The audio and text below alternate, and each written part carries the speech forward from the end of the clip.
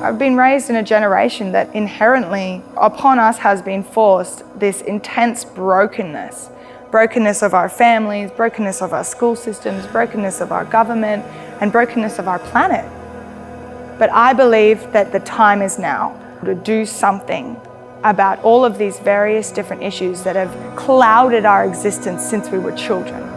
And in the last month and a half, it's all been about the hope and the fact that we can do something about all of these little things, because everything on earth is all connected. My name is Marama Brownsdon. I'm half Māori, half English. I was born in Perth, and I am currently on Peter Andrews farm in Bungonia, which is just outside of Goulburn and only an hour down the road from Canberra. And I'm just here to talk about hope today. So I arrived here, and if you know PA, he throws you straight in the deep end. He's asking all of the complex questions and expecting just somebody off the street to have this in-depth, intricate knowledge that he carries so well. Within 3 days, I had so much processing in my mind. It was like, okay, I have to learn how we can practically do something about this. PA often says, anyone who can grow a plant is part of this, because there is one beautiful blueprint in this landscape that has been around for millennia, for millions of years even, that we're only starting to just understand the complexities of in the most simple way. We have every answer to the problem of climate change, the lack of nutrition in the food that we're growing, fire, flood and drought that we're experiencing, all residing in our landscape. We spend so much time as a generation being scared, being fearful, being confused at what's happening and the changes that we're seeing around us. But as the young people of Australia, as the young people of the world, it's up to us now to reach out, to speak out, to be continuously learning and growing, and to have hope. We are coming mostly from Gundungara country, and we do acknowledge the traditional owners of this land, past, present and emerging, for every single element of Indigenous culture that we are yet to learn from and that we have learned from in the past. So thank you for bringing that up, Yoripia. All right, well, I think without much further ado, I will hand it over to Mr. Drew. Got me a little rhymes, and we're going to kick off our evening. Thanks, Adrian. Beautiful. Thanks, Mim. I'll just give people a minute to join us. It's not quite top of the hour yet. Well, it's just gone over then, so how about that? All right, so interesting comments from Colin there, and I'm going to pick up on that during this introduction. So firstly, thank you so much for that little production there, Pete. Everybody here tonight, this is our 5th webinar. I'll introduce myself in a minute. But firstly, this webinar surrounds a lot of the work that Peter Andrews has unearthed around how our landscape works and how can we apply it to create a country that's rich in biodiversity, is resilient to all the forces that it is subject to, and the energies within that, and the potential that it has for really creating a great nation for Australia, and also an example or a model for the world, so in landscape management. Firstly, you often hear that Peter Andrews says that our landscape was one of the oldest, flattest. It was subject to the longest hours of sunlight and able to withstand the extremes of our climate, including floods, droughts, fires that result of that. It also housed the greatest range of plants, and in doing so, still developed this incredibly rich biodiversity, and also a water and fertility management system built upon this great range of plants operating 24/7, which were and still are powered by the sun. I should also say it also did this without capital investment and operated automatically. So within this, we have a potential to restore a landscape that had all of the above. All right. Bungonia. So why Bungonia? And as Colin said, I remember first driving into this district about 3 or 4 years ago when Peter came across this area and started living here. I went, why would anyone want to live here? I mean, the landscape is barren, the forests are just scrubby and full of, open sclerophyll plants, no understory, it's dead, all the gullies are dry and eroded. And I thought, why would you even bother? However, if we keep that potential in mind, things become very interesting. So I noticed after a small little trip with Peter Andrews to get a lucerne bale for his animals a couple of years ago, that we drove past a road sign not far from his place, and it said Mountain Ash Road. I went, well, that's interesting. I look around, all I can see is, box and some gums, and, you're likely to be like 10 or 20 meters high. But Mountain Ash, it's like, okay, that's interesting. And then we got to this big old hay shed not far out of Goulburn. And I noticed the poles were actually, looked like they came from Mountain Ash. They were very long, straight, quite thick. And it was another clue that sort of gave the impression that, hang on, where could this timber come from? You wouldn't just truck this timber from miles away and assemble a shed, especially if it's been there for 100 years or so. So within that, it's like, okay, these things are starting to add up here a little bit. So what I could start seeing from PA side of things is that this landscape had this potential to grow these massive trees, and that was something that he could tap into to recreate. And so as we look at his property today, we can see that things are really starting to turn around. Most of the gullies in that area are probably eroded 3 to 4 meters. I know in Woodwards Creek that runs through that place, the gully erosion's at least 5 meters deep. And you can see a lot of post-European alluvial, settlement going on there within the gully itself. So you can see where the old reed beds once were, dark sort of bands in the gully itself. And on top of that, you have more sediment that's washed down over it.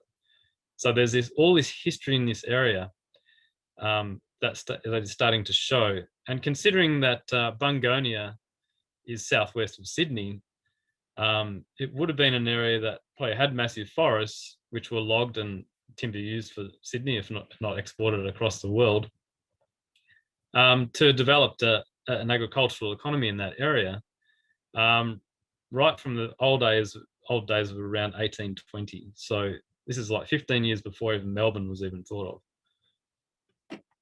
So it's quite an old agricultural area historically, which is interesting. And within that, there's also the potential of reversing probably the oldest agricultural area in the nation back to something that was highly productive, or at least get the function and process back.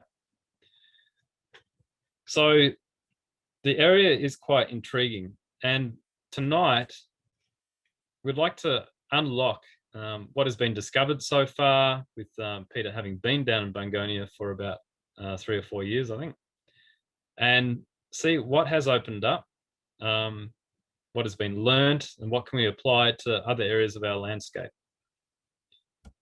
So it really does demonstrate how we can bring back a landscape basically in the brink of collapse, which a lot of areas are, using the toolkit that our ancient landscape once had. So Pete Dowson, let's show a video of Bungonia and see what's been going on. Every morning when the sun comes up, my productivity is now beginning as a farmer. Because of course the most basic landscape function is plants packaging the sun's energy in the photosynthetic reaction.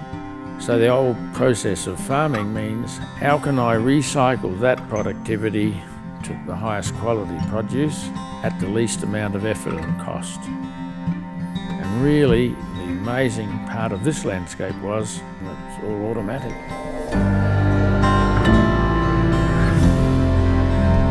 Well, when I came to Bylong, of course, It was very degraded and it was considered to be horse sick and disease ridden. And so I thought I'll test this to see how the landscape works. And I read 23 yearlings there. One was the top 2-year-old filly Black Shoes. Another one was LEA Star, who set the fastest time in Australia. She was the fastest horse. And then there was Moon Chase, who was voted the toughest and soundest horse and won the Grand National. And then the last one, which was one of the top colts in South Australia, Colour Bright. I thought that given this sort of evidence, a lot of people would look at the very best ways that those things could be achieved, and it would all happen. Well, after nearly 45 years of total frustration, I thought, well, maybe if I just live long enough, I can set another demonstration up so the world will get the opportunity this amazing old landscape has offered. We had such a dry time for a few years. Then it rained, and I have to say I've been amazed what happened and how everybody could do it. If you look at a landscape anywhere through when it was functioning effectively, it goes from forestry to aquaculture. The reason being, the forest can accumulate 24/7 out of the atmosphere, and then it drops 7% of its mass every year, and that then feeds the landscape below it. And if you understand that you get a wetland which traps what would have been lost residue, it attracts insects, it attracts birds, so it creates a migrating system back to the high point. And that's a pattern that once you see it, it's amazing. It's just the most brilliant thing, how automatic it is. And I wish to hell I could say I invented it. The biggest single issue with this is Australia's landscape was made by plants because there weren't animals that caused them to be disrupted. And I liked Steiner because he said, plants are the most accurate specialists. Their mere presence, particularly the weed plants, tells you of a condition. That's my biggest guide. If I go into a landscape with no plants, it's really very difficult to make a decision. And after the water falls and things happen, well, you can. But understanding this landscape, it's quite difficult for some people who haven't had exposure to it to read the patterns, but they're there. And if we had a professional group, everybody could be advised how to use it. Our biggest problem are definitely the human race, and people get sillier every year because of that advertising. But it's quite honest to say you are just a beautiful ray of sunlight. I mean, we get the plants pulling in sunlight and CO2, and they make us everything that we are, which amazes me.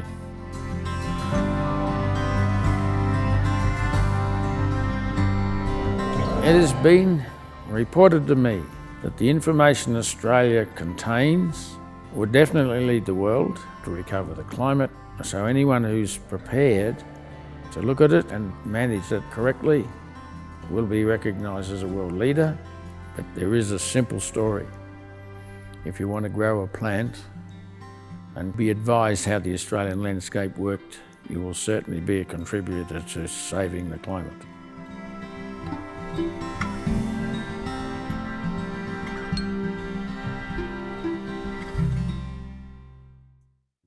Great, fantastic, Pete. That's awesome. My name is Adrian, and as your host and landscape practitioner down here in Victoria, we welcome you to our next Reading the Landscape webinar entitled From Bylong to Bungonia. So here we are. So this webinar tonight follows Peter's path in the Andrews family path from the Upper Hunter Valley at Bylong there to Bungonia. And we start looking at the next chapter where PA has started applying the lessons learnt from Bylong at Bungonia. And it's interesting to see what repeatable elements we can use when we move from landscape to landscape. So it'd be interesting to open up that and expose that to everybody tonight.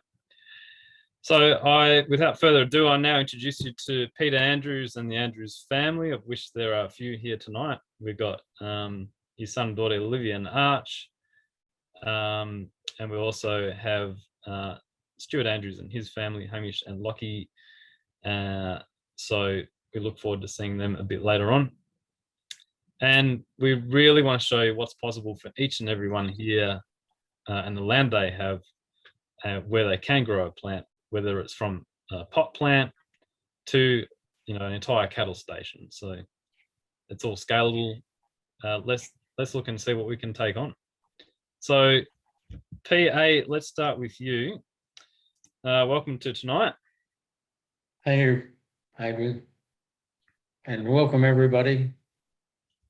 Fantastic. So PA, can you please describe what model you're setting up here at Bungonia? Well, I suppose I got to put in context. I inadvertently ended up in Bylong, which was surveyed in 1822.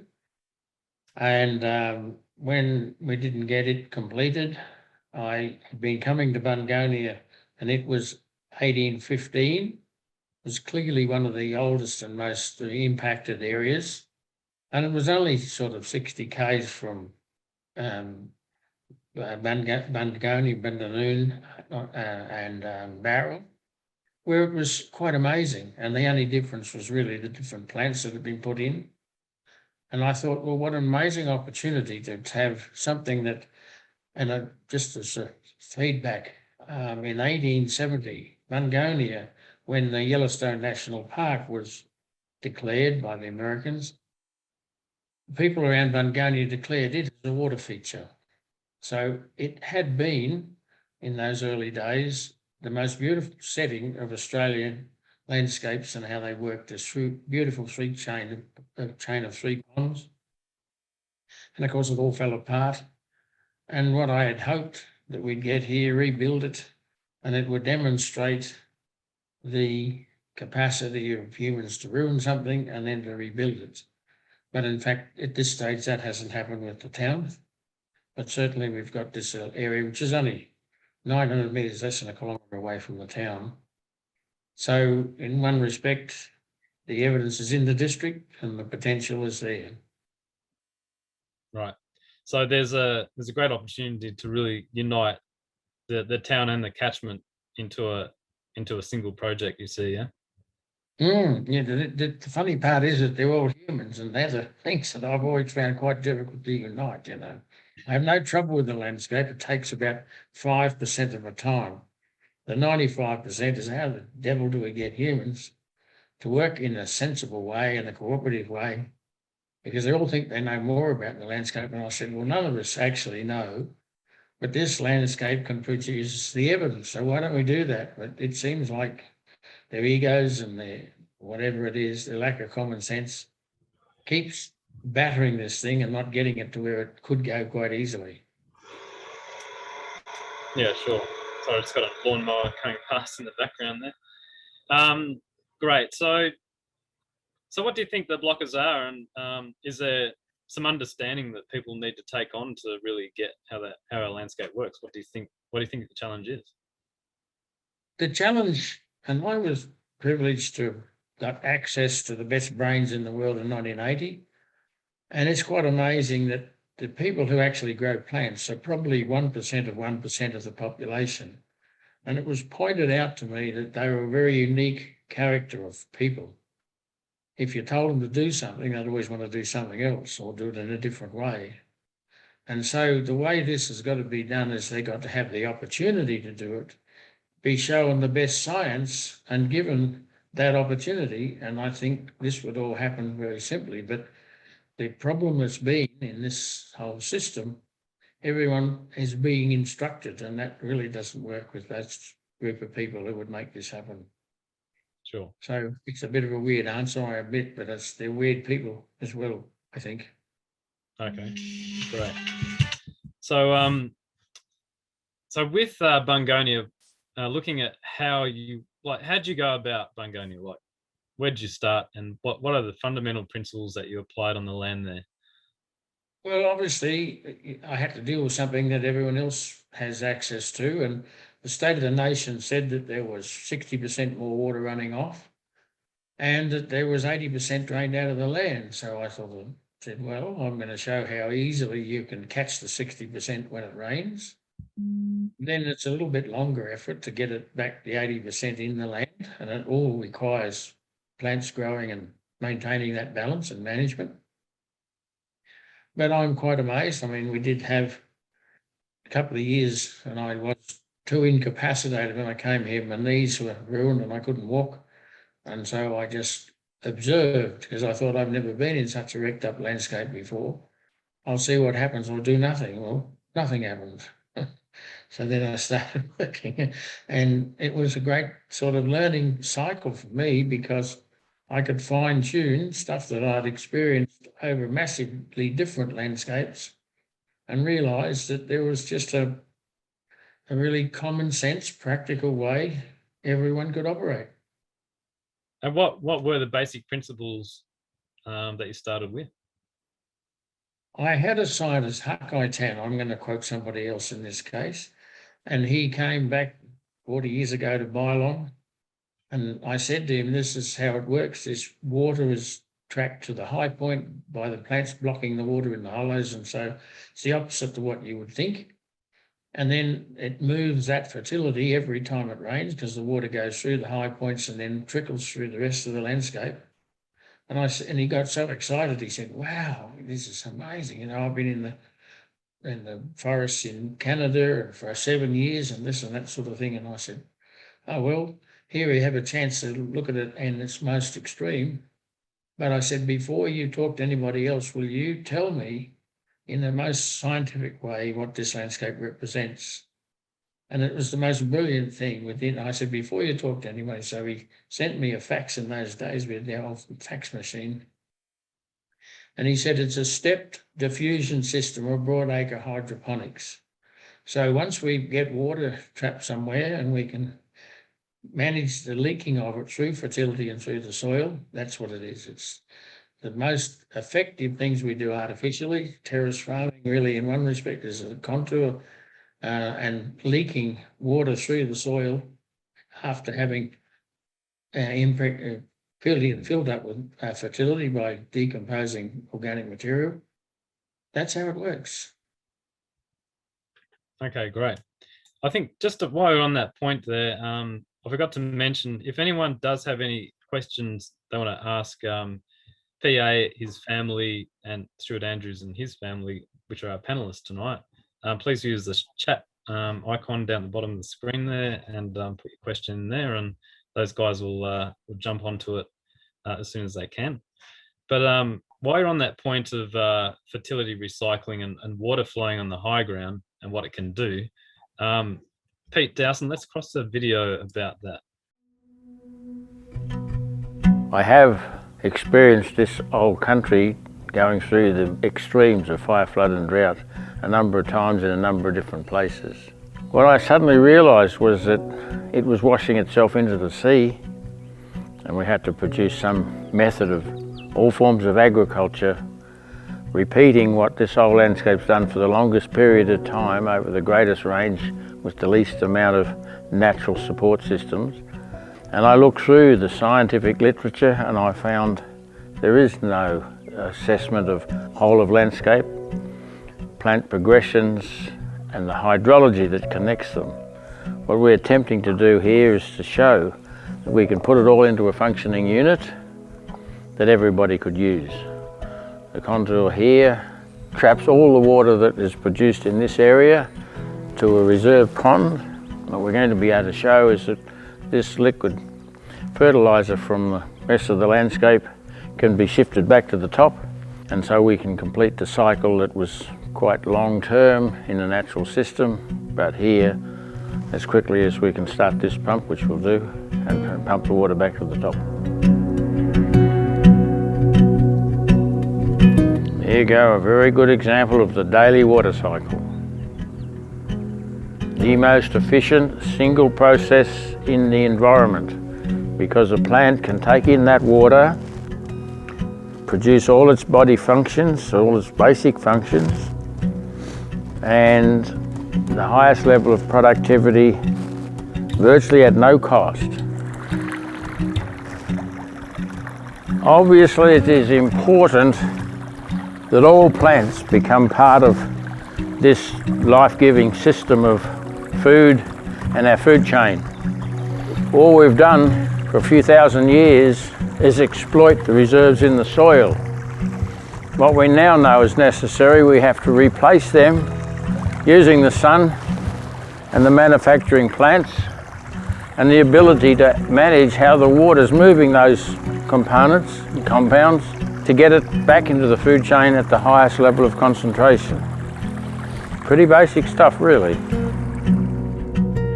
The natural occurring mulch would accumulate in grass layers, and as the grass grows, it diverts the water, so automatically the contour system was built every time water moved in the landscape. You see the floating material, as is here, builds at the high water mark a contour, and it also decomposes and produces all the nutrients for the next cycle of growth.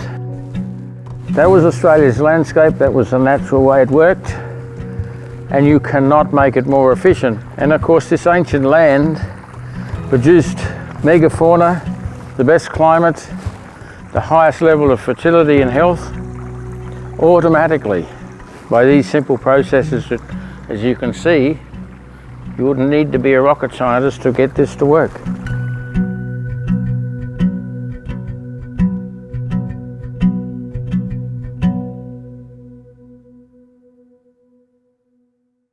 Fantastic. That's a great foray into into basically, PA.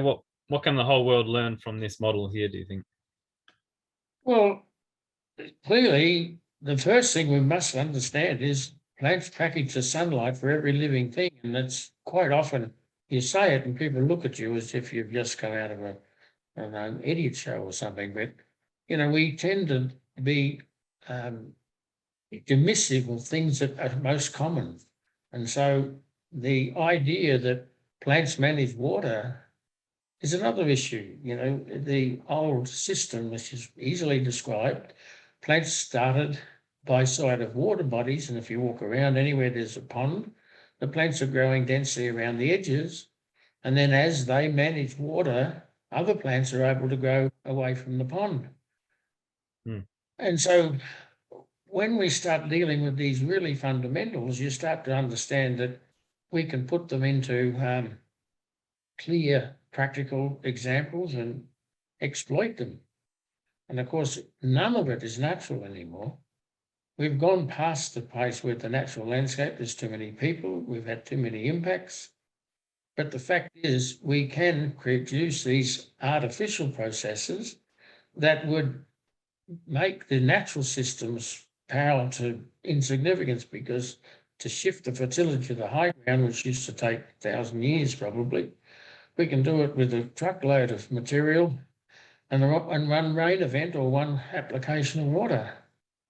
To me, I just wonder why we've been so long trying to get people to appreciate this.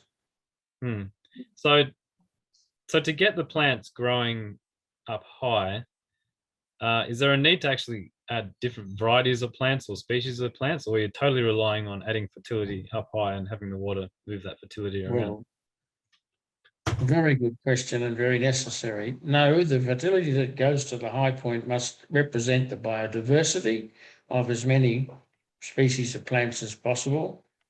And then there's another issue. It doesn't just decompose as a proper balance. It generally has to go through plants to be reprocessed, and it's the residue of those plants which produces the outcome. So it's not just a one-off. And the fact is that I looked at what are the real pieces of science, and I couldn't find anywhere plants were taken out to fix a problem naturally. So I thought, well, I don't have to be very smart, I'll just use every plant.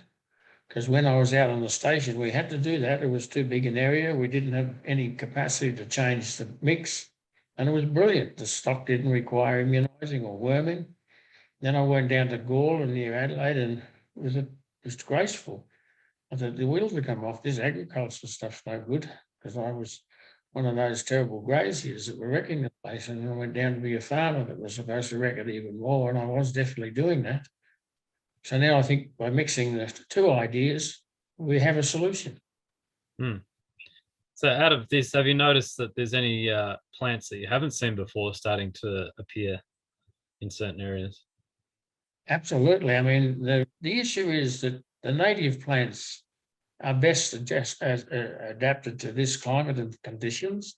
And when you put in whatever plant it is and you start rebuilding the system for more, particularly carbon, more energy, the native plants take over. And, you know, Robin Cook was, when Michael Jeffrey took this up for me, she came to Bylong rather, and she said, I thought I'd see all willow trees. I said, there were. I put 3,000 in. The damn natives have killed them all. So that's what happens, you know, and we are very poorly informed, because if we brought out 500 species of animals, all the trapping of humanity, all the other conditions of drainage and roads and all these things, we need plants that have been able to compensate for that where these conditions existed in other places. And when we do that, they compensate and the natives come back. So I don't know why there's this argument all the time and why people get so obsessed with, you know, a very small opinion at one place at one time, when we've got this, the longest, the largest, the oldest, with the greatest range of opportunities to be understanding these things and not using it. And is there anything that people can do? I mean, there are a lot of plantings out there along riparian zones and along creeks and what have you, where you know, eucalypts especially, and maybe a few other species have been planted, to look at reprogramming those plantings so they become more effective and more efficient and restoring the function and process that was once there?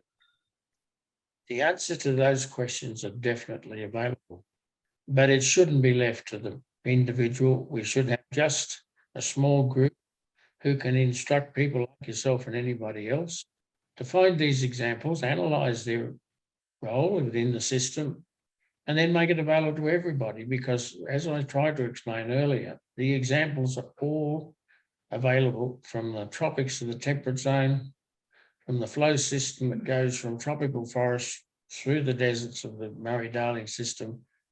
We don't have any reason not to do this, but we have to use the modern scientific assessment processes and the best thinkers we can find to deliver it to everybody. And it can't be done through a commercial process because that distorts it anyway. But all of the commercial processes would be finding they would be benefited by it. They're not compromised by it for sure. Well, when I look at a few of those stills on that video, I was thinking, how much super did you put in those specific places, Pete? No one's been mean to buy super, mate. No, there was nothing there. It was all just moving fertility. And, you know, those were probably taken 3 to 5, 6 weeks ago, some of them, sometimes a lot longer. But today, it goes exponentially. We've only wished just to got away from our frosts, and the trees are just getting their leaves in some cases. So, yeah, it's an evolving system. Absolutely. That's great. So thank you very much, Pete, for those comments and insights. Now I'd like to cross to Peter's daughter and son, Olivia and Arch. And Olivia and Arch, or one of you, be able to introduce yourself and also maybe tell us, you know, you've been in Bungonia for a number of years, what your typical day in the life of Bungonia is like, and has anything exciting happened there that you'd like to share with everyone? Hi everyone, I'm Olivia. I mean, it's quite busy all the time, but Archie's usually always late out of bed. Yeah, It's a normal occurrence for him. I mean, I kind of get up whenever Dad needs something done. So, But him and his friend have a nickname. The one's Phantom 1 and the other one's Phantom 2. So, because they never wake up early. yeah, And they disappear very quickly. They'll be there Yes, they and then they're do. gone. But Yes. it's quite amazing because you guys have done a lot of things there. So on a really productive day, what does it look like? Like, what are you doing when you're helping Dad around the place? Usually he throws a shovel in our hand and we have to go and dig up the dirt or fix up a contour and make it a bit higher or something. Lots the backhoe, they drive the backhoe, they do everything that's necessary, from fixing motor vehicles and driving them, and so I've attempted to make them biodiverse like the landscape in terms of what they can do. So they're probably buried in the many roles there and supposed to be Well, able to fulfill. One key thing I see that Liv does often is moving the horses from paddock to paddock. Why do you do that, Liv? We do that sort of just so they don't run down too much of the fertility in the soil that's in that paddock. So we put them in there so they can sort of help add to it, but then we take them off sort of after a week or so, sometimes a month depending, but it's just so they can't run it down too much, and then it Usually when it regrows rains. again. And we usually do it when it rains. Like, sorry, that you'll move them from maybe like a what do you call that paddock at the top? Sacrifice paddock. The sacrifice paddock. Yeah, that's the paddock that we can just sort of leave them on and let them sort of run it down a fair bit while the rest of the paddocks are sort of catching up and doing all that. And then we just feed them hay when they're in that paddock.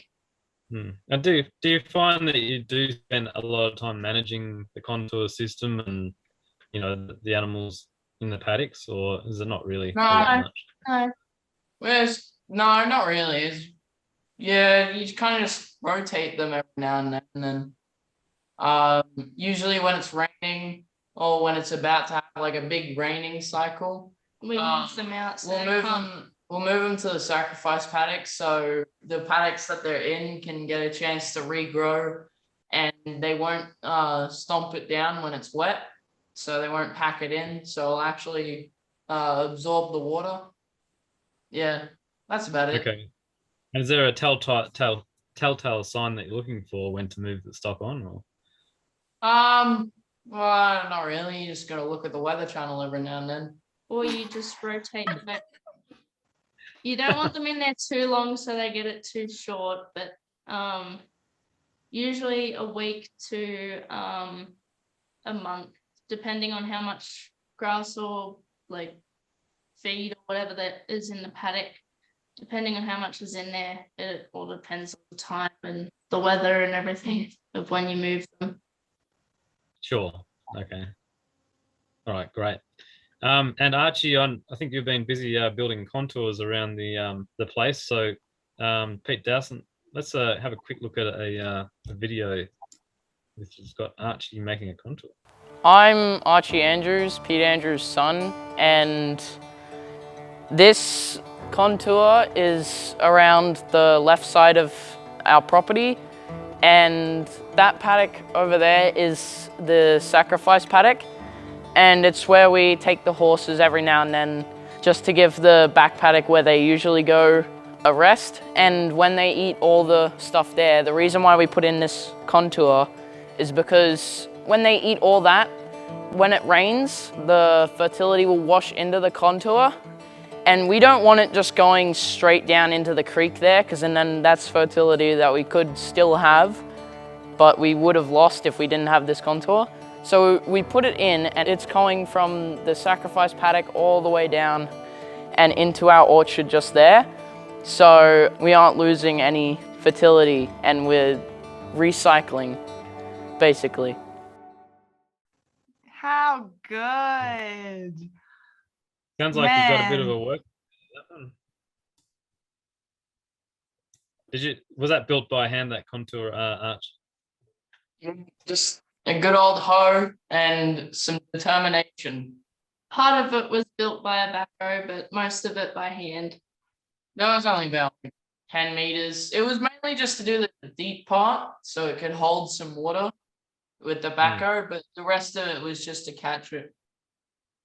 Just to catch Sure. the So some of the So some of these interventions don't necessarily require machinery as such. You can do it on a smaller scale just with hand tools, yeah? Oh, yes, definitely. But you definitely, well, you got to have a good back. I can tell you that. Hand tools and a good back. There you go. Yep. Yeah. Or some willing neighbours to come out and hang out and help you. There's, Yeah. Some helping hands. there's a little design criteria because, as I said earlier, they need to be able to be duplicated by the natural systems. When they're finished, the idea is that they don't need maintenance. If they've been built properly, we don't have to touch them. They're all designed so that an unlimited flood, which inevitably happens, they just don't get damaged. That water will go over them without damaging them. So that's another very professional add-on to, the design. Hopefully these two have got it pretty much in their head, but it's something that I hope comes out of these sort of discussions and the realisation that if we had a landscape that could manage itself under all sorts of conditions, no matter how big or small the floods were, there was a process that could manage it. And that's what this design does. And my rule has been, every property I have something to do with, if I leave it, it should continue to progress, even not as fast, but it should continue to progress because that's what the landscape did. That's been my yardstick over the last 40 years. When they don't, I realise I've done something wrong and I have to work out what it is, what we need to do to make sure that it works naturally next time.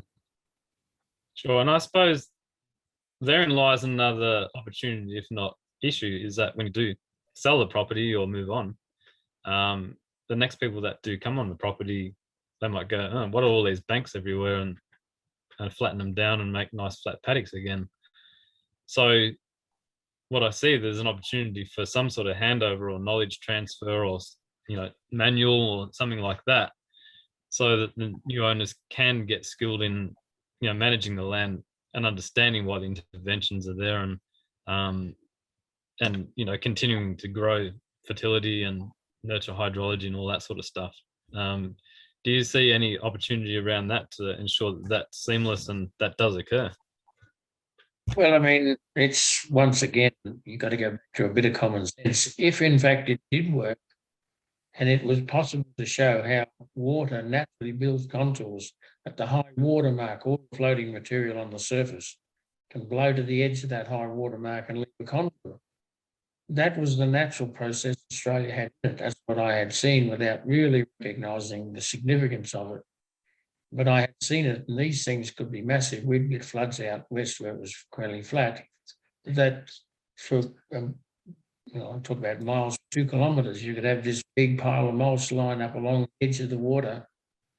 And I said, well, of course, that's what happens. It was step diffusion, broadacre hydroponics at the biggest scale you could imagine. And so really, we shouldn't be arguing about the authenticity of what we're about. We know we've got the oldest example that covered the greatest range of problems. Absolutely. And it's just a matter of people understanding that, yes, we did have that, and let's nurture that. Absolutely. Yeah. So while we're talking about patterns in the landscape, Hamish and Archie, Pete, can we flash up the aerial photograph of Bungonia and just see what we can see with that? And maybe Hamish and Archie could walk us through what elements we have in the landscape here. What are we looking at? We can see, some areas are greener than others. The dams have got different colours in the water. Woodward's Creek, which runs, along that that edge to the, it's actually in the north of the property, but on that bottom edge there, it's pretty dry and barren. Do you fellas, would you like to comment on what we can see here?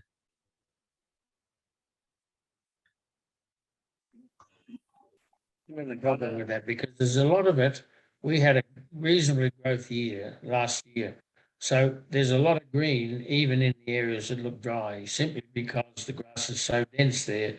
It hadn't come through at this time. But so they'd be confused. I'm used to looking at these photographs. when they're looking down, it's all green. When they walk across it, it's all green, but in it is grass that's, over your ankles and all fallen down. So it had grown a lot of feed last year as well, in the last autumn. The autumn, yeah. Yeah, right. And when was this photo taken? That one would have been, probably a month ago, maybe 6 weeks ago, 5 or 6 weeks ago. Okay, sure. All right. So pretty recent. And since then, has it changed much? Oh, yeah. It goes exponentially. Once you get beyond the first year, then things change really dramatically. Sure. See, you can't see those contour marks which are lined, but and they're not big. You see, these contours are not that big. Meter from the deepest pot to the high point, high banks. So it's not something that the normal small tractor couldn't put in place, or anyone with a certain amount of energy couldn't reproduce, because in this district there are water races the Chinese have built with a shovel that go for as much as 80 kilometres. All right. And I talked to a guy down in Woorah who's got water races there that go for, 20 kilometres or so. There's nothing new under the sun, except that this landscape proved you could do it automatically. And that's the difference between this knowledge and the knowledge that exists in lots of other parts of the world. Because we had mulch farmers and we had terrace farmers and we had depth diffusion type of farmers, in other words, hydroponic type farmers, which was both terraced and hydroponics. But this whole landscape did it all automatically, which is really the amazing thing that we could take advantage of. Right. So in this aerial photograph at the top there, you got the main road, and then you got your main entrance coming to the property where my arrow is, if you can see that. What's happening at this top part here? There's a contour that's formed near the top of the hill, which is up the top of the driveway there. Yeah, that was the second one we put in, and this hasn't been designed as the ultimate farm outlay. It was designed to be able to demonstrate to people what the various processes and components look like and how you can find the differences. And what will be sort of obvious in the next, between now and Christmas, is how exponentially, once you get to this established start, it changes. Okay, and it permanently stays like that, or obviously? If you know what to do, it'll just keep going, and we need to get it to go back to a condition that probably parallels the ancient wetland, or even in comparison, something similar to a rainforest capacity.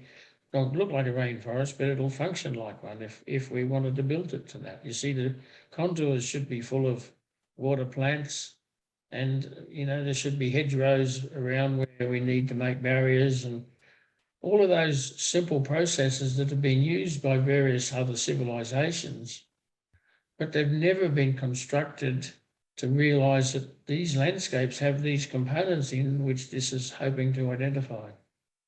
Right. Now, notice Can I just... Oh, sorry, Min. Oh, sorry, Adrian. I was just going to see if I could add something in. So I think there was a major point that PA just made in that, basically mentioning that he has been able to turn this system into a wetland system. This is so crucial, as we've, as Australia has lost 94% of its wetlands. And that was a crucial component on how, the Indigenous nations that were here were able to have an abundance of the food they had, was because there were so many wetland systems that were created over time. So I think that by not acknowledging that this is, creating a natural wetland system from forestry, as we said, forestry up here, and then into aquaculture with that dam on the right, that we've created a closed circuit system of not only restoring our landscape, but actually the climate around us as well.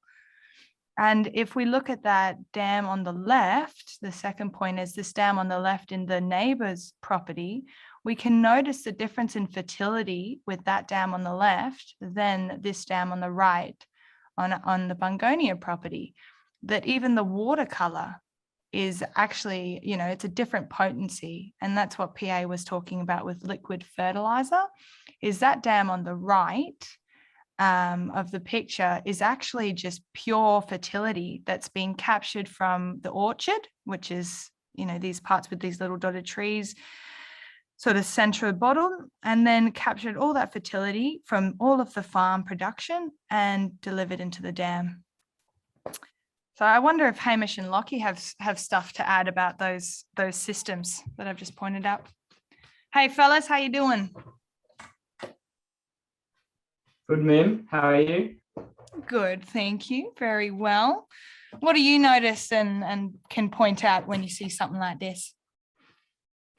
Oh, well, the map in general is a good observation of how much you can do in a reasonably small area. And, you know, from when we visited there not long ago in winter, to see the changes in this map now in spring, one of the key things is over on the right-hand side below the tree belt, you can see the amount of green there is at the top of that hill. And that shows from the video that we saw earlier in the night of PA pumping the water out of his bottom contour where the dam is back up to there and getting the fertility moving, how much a little simple thing like that is, and moving fertility that's in your water and also adding fertility to the top of the system there and the change that it makes, where you can see how much greener the grass is below, growing below that area compared to further along on the top end of the image. Beautiful. Sure. And the dam on the left-hand side, that sort of really murky color, what is that telling us?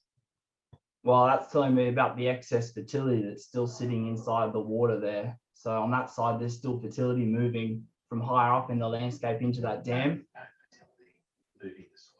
Moving the soil. Okay. Soil apparently.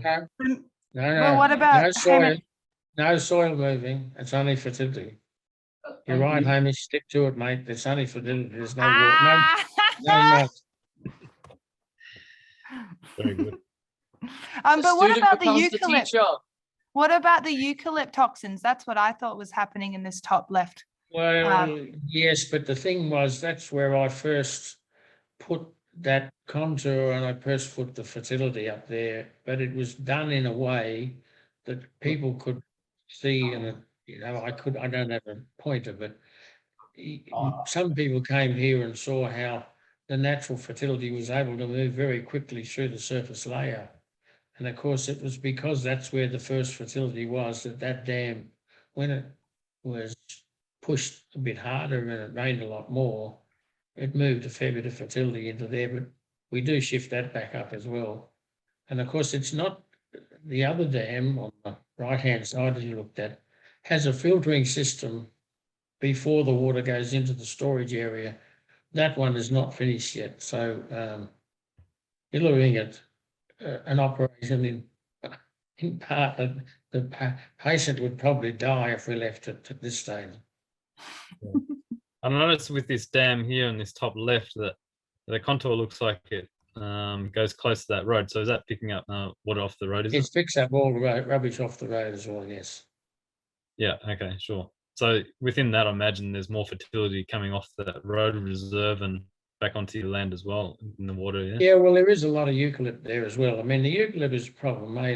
Min's quite right. The eucalypt toxin, until it's put through plants, which we haven't got in place yet, is a problem. It's a serious problem across the whole landscape today. And where we're thinking that eucalypts were the forest, they were not.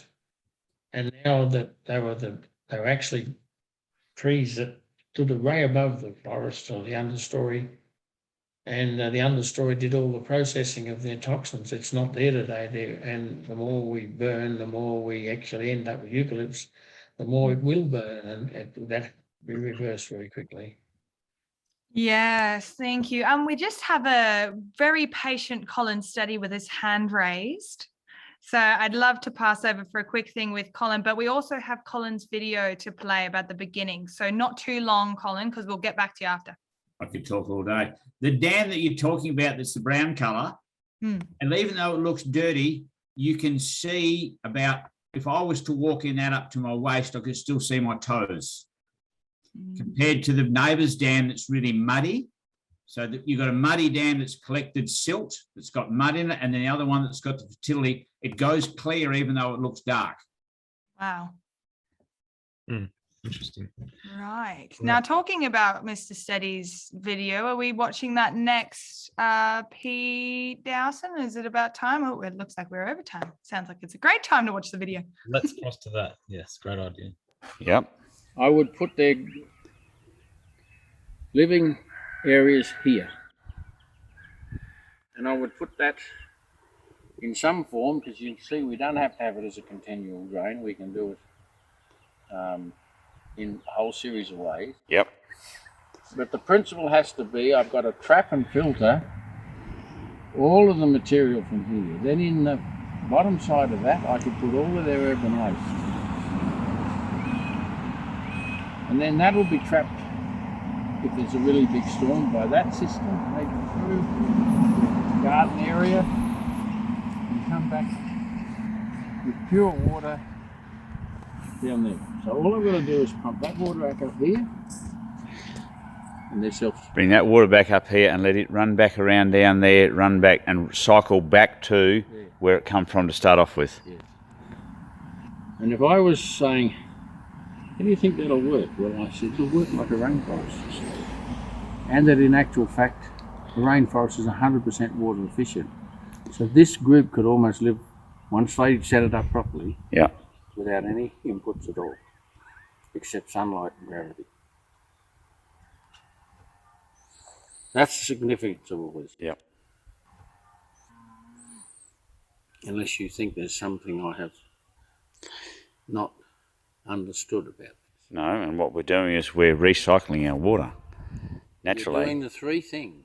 We're bringing in the sunlight, we're filtering the losses, and we're recycling everything. That's all we're doing, including the water. Including the water. Including the water. And the plants will harvest it out of the air, and Australia's got the greatest opportunity because we had the greatest number of air-feeding plants, particularly from the aspect of water. And our casuarinas and so on, the arid ones, actually build water in the soil. You know, I've worked around them, and the soil can be bone dry, except where they are, and they got moisture around them. So they actually harvest out of the air and build their own water tables, which other plants use. Mm.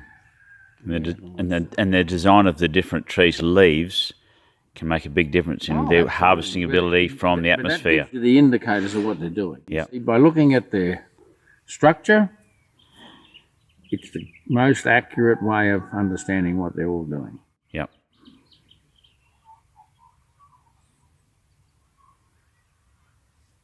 Now, where's the problems with this, Mr. Steady? The problems with it, I'm going to turn that off while I explain them in case I get them wrong or half wrong or completely wrong.